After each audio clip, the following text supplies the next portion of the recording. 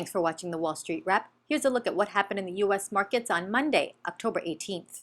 U.S. markets moved ahead on Monday and ended sharply higher on upbeat Citigroup earnings and an optimistic report on homebuilder confidence. On Monday, Citigroup, one of the largest banks in the world, announced a profit of $2.15 billion for the quarter, this being the third in a row for the bank, that's still 12% owned by the U.S. government.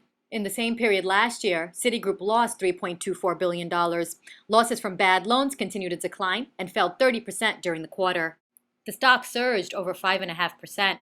In real estate, a report showed homebuilder confidence increased to 16 from 13 in September, showing a stabilizing of construction for residential homes, although at depressed levels.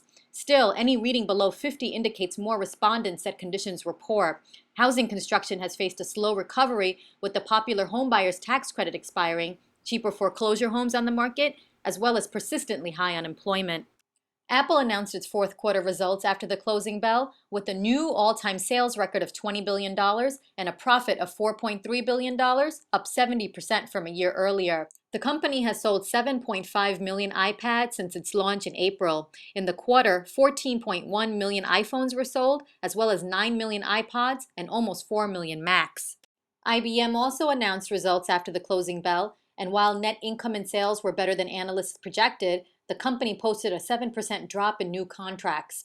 Shares were down over 3% in after-hours trading. In other economic news, a report on factory activity showed industrial production fell 0.2% in September, while capacity utilization remained flat.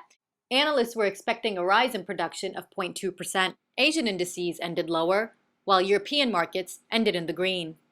Oil for November delivery went up to $82.84 a barrel, while gold futures for December delivery gained 10 cents. And the yield on the 10-year bond went down to 2.49% from 2.57% on Friday. And that's it for today. Thanks for watching.